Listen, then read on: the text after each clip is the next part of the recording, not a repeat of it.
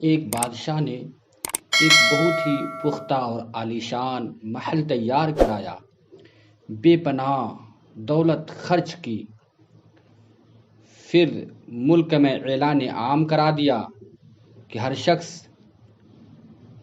ہمارے تعمیر شدہ محل کو دیکھے اور اس کے عیب و نقص سے آگاہ کرے۔ لوگ آتے رہے، دیکھتے رہے۔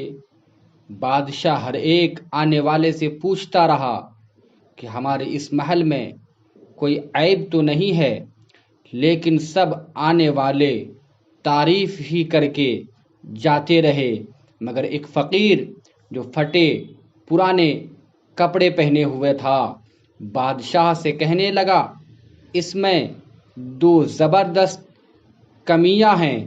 بادشاہ نے حیران و پریشان ہو کر پوچھا، آخرکار وہ دو زبردست کمیاں کیا ہیں؟